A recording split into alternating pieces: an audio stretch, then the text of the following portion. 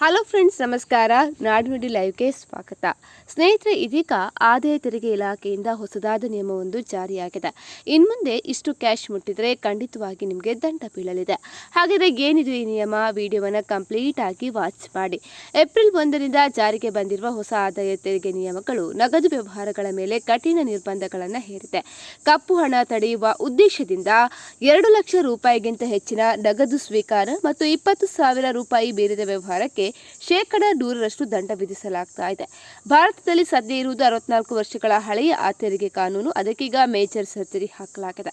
ಇನ್ಮುಂದೆ ಅರ್ಥಾತ್ ನಿನ್ನೆ ಏಪ್ರಿಲ್ 1ರಿಂದಲೇ ಜಾರಿಯಾಗಿರುವಂತೆ ಹೊಸ ನಿಯಮ ಘೋಷಣೆ ಮಾಡಲಾಗಿದೆ. ಇನ್ಮುಂದೆ ನಗದು ವ್ಯವಹಾರ ಮಾಡುವವರು, ಮನೆಯಲ್ಲಿ ಅಗತ್ಯಕ್ಕಿಂತ ಹೆಚ್ಚಿನ ಪ್ರಮಾಣದಲ್ಲಿ ಕ್ಯಾಶ್ ಇಟ್ಕೊಳ್ಳುವವರು, ಎಟಿಎಂನಿಂದ ಇಂತಿಷ್ಟು ನಗದು ಡ್ರಾ ಮಾಡಿಕೊಳ್ಳುವವರು ಎಲ್ಲರಿಗೂ ಈ ನಿಯಮ ಅನ್ವಯವಾಗಲಿದೆ. ಯಾಕಂತ ಹೇಳಿದರೆ, ಪ್ರತಿಯೊಬ್ಬ ನಾಗರಿಕನ ಕಣ್ಣು ಈಗ ಇನ್ಕಮ್ ಟ್ಯಾಕ್ಸ್ ಮೇಲಿದೆ.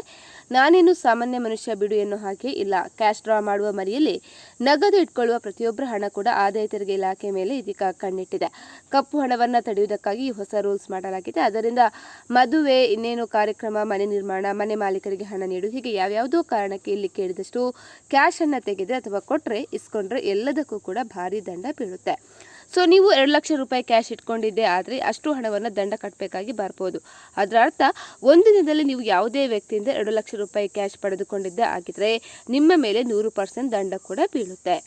ಸ್ನೇಹಿತರೆ, ಈ ಬಗ್ಗೆ ನಿಮ್ಮ ಅನಿಸಿಕೆಯನ್ನು ಕಮೆಂಟ್ ಮಾಡಿ ತಿಳಿಸಿ. ಅದೇ ರೀತಿ ನಮ್ಮ ಚಾನಲನ್ನು ಕೂಡ ಸಬ್ಸ್ಕ್ರೈಬ್ ಮಾಡಿ.